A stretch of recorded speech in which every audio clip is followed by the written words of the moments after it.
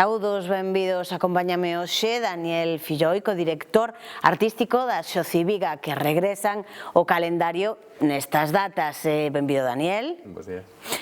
Nada, estamos a piques de inaugurar, entendo que está todo xa ben cosido, ben atado. Que nos vai a deparar esta nova edición?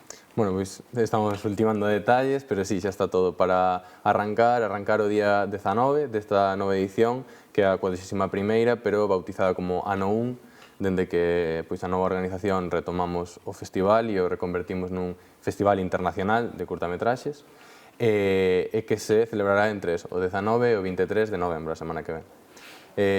O día 19 será a inauguración, que é unha das cousas máis especiais que podemos traer este ano, que é a estrea mundial da curtametraxe As mãos da pulpeira, de Silvia Cachafeiro, e producida por Matriusca Producións, que se rodou xustamente pois, na Vila do Carballiño e arredores, en zonas da provincia de Ourense, e ademais conta coa colaboración do Concello do Carballiño, da Diputación de Ourense, tamén do Agadic e da ICA, e podemos ter a oportunidade de ver por primeira vez esa curtametraxe que conta a historia dunhas pulpeiras nos anos 50 e utilizou no seu casting a pulpeiras reais. A partir de aí comeza unha programación de cantos días, a quen vai dirixido, hai un público obxectivo? O público obxectivo é todo aquel que queira disfrutar de unha programación moi delicada e moi seleccionada de entre máis de 1000 curtas que se presentaron ao concurso, pois conseguimos unha programación de 32 pezas a competición, que xa podes ver a proporción, canto se destilou, digamos, esas propostas. Entón, entre o xoves e o sábado teremos sesións ás 5:30, ás 7 e ás 8:30, totalmente gratuitas, no Auditorio Manuel María do Carballiño, onde poderemos descubrir curtas de todos os países. De feito, temos 22 nacionalidades participando, e haberá, ademais, 18 estreas en Galicia, ou seja, serán pezas que se poderán ver por primeira vez en toda a comunidade na nosa vila, e 4 estreas en España. Asumides o reto de darlle un xiro á Xociviga, que antes eran unhas xornadas, para convertilo nun festival.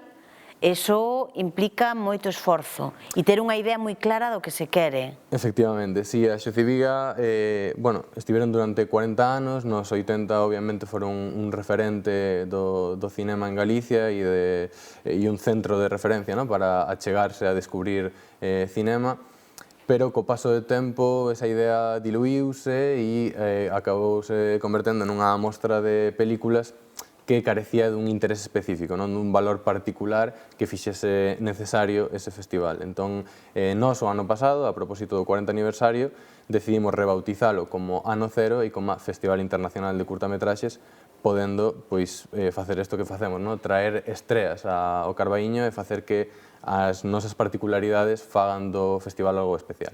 Que cheguen traballos de tantas nacionalidades diferentes, quere decir que tamén chega o traballo que se fai aquí fora, non? Efectivamente, de algún xeito sí que posicionas tanto a vila como pode ser Galicia en xeral, porque as curtametraxes indonesias saben que están estreando por primeira vez en Galicia, no noso festival.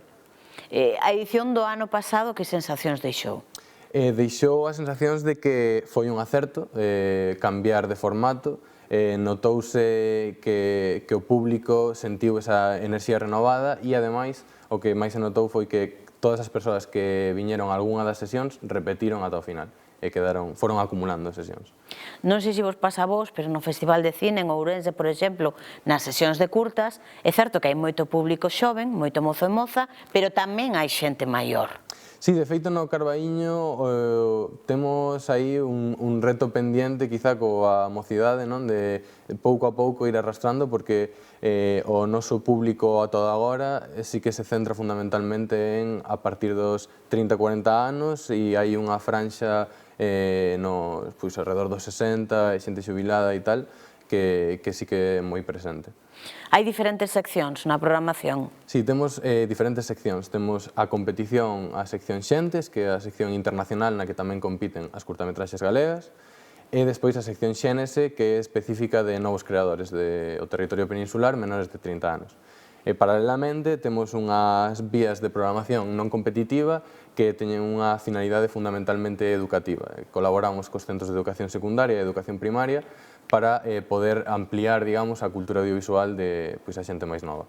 Esa colaboración, esa maneira de enganchar a xente máis nova ao festival, vaise manter no tempo ou é un obxectivo a avaliar polo menos? Sí, para nós é unha das cuestións fundamentais.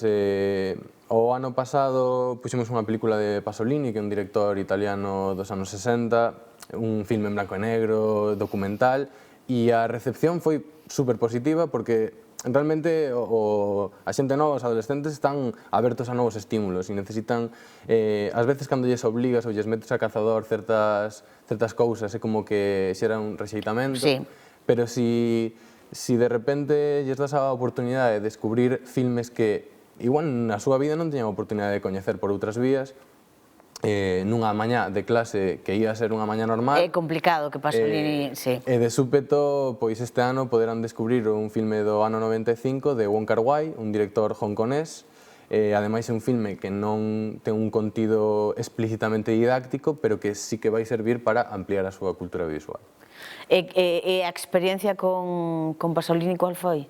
A resposta. Con Pasolini a resposta foi bastante positiva. De feito, nos esperábamos como máis falar no medio da sala, sacar o móvil, aburrirse e demais, pero como ten un formato de entrevistas pola rúa que poden conectar con vídeos que se ven hoxe en TikTok ou en YouTube, pero nunha forma máis cinematográfica, e ademais a temática era, bueno, xeraba certo interés, non? Entón a conexión foi moi positiva e realmente nos apostamos nese interés da mocidade que ás veces como que hai prexuízos, non? Non lles interesa nada. Etiquetas. Etiquetas, non? Edadismo, incluso, en moitos casos. E realmente eu creo que simplemente hai que lles dar a oportunidade no contexto específico e do xeito correcto. E como se involucra o audiovisual galego que está pasando por un momento extraordinario no festival?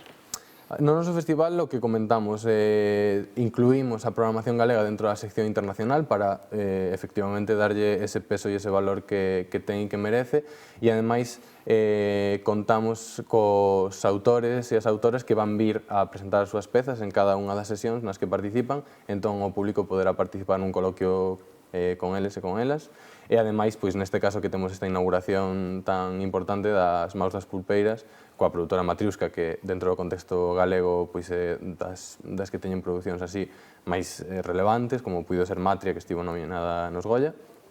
Entón, bueno, é un placer poder contar con iso. Levamos meses falando dese traballo das pulpeiras, agora é a oportunidade de velo. Sí, agora é a oportunidade de velo, eso. Eu creo que todo o público vai disfrutar, vai conectar, ademais vai haber un vínculo emocional casi persoal, sobre todo a xente da vila, que vai poder recoñecer as historias que contaban os seus abuelos ou os seus familiares ou o seu entorno, ademais en localizacións reais que recoñecerán en pantalla. Hai uns obxectivos para esta edición e unha folla de ruta para seguir medrando? A folla de ruta, pois, confiar en que o público teña oportunidade, en primeiro lugar, de acceder, digamos, a nosa existencia, porque moitas veces, precisamente por eses 40 anos de bagaxe, como que se diluiu a idea na mente da xente de que o festival casi que deixou de existir ou o que fora.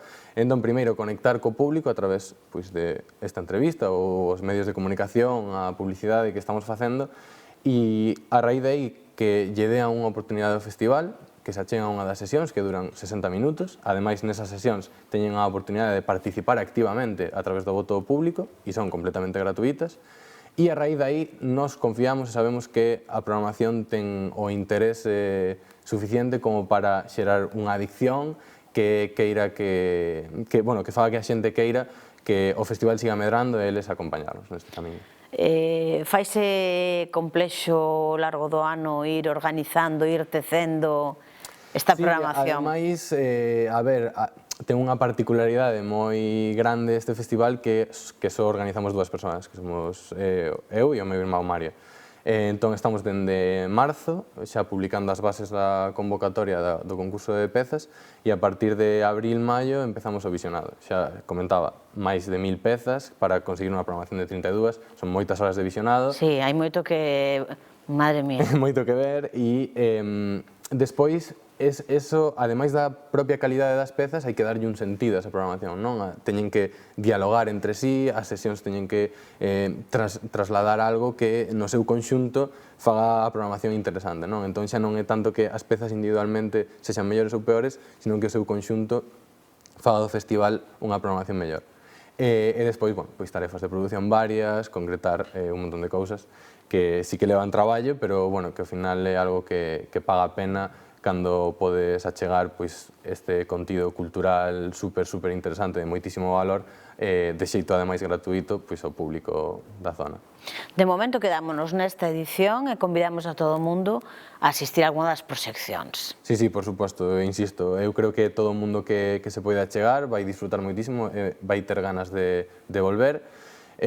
Ademais, ofrecemos o domingo, porque sabemos que ao longo da semana, incluso o sábado, depende da xornada laboral de cada un, pois a veces é complexo coordinar os horarios.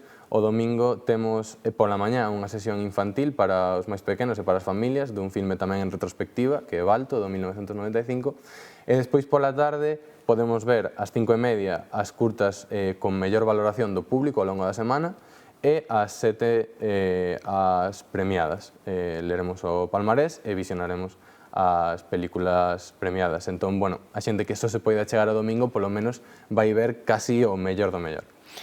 Un placer compartir contigo este ratiño, un placer convidar a xente ao cine, moitísimas grazas por acompañarnos. Grazas a vos. A todos vostedes tamén xa o saben, cine nunca é suficiente. Moitísimas grazas por estar aí.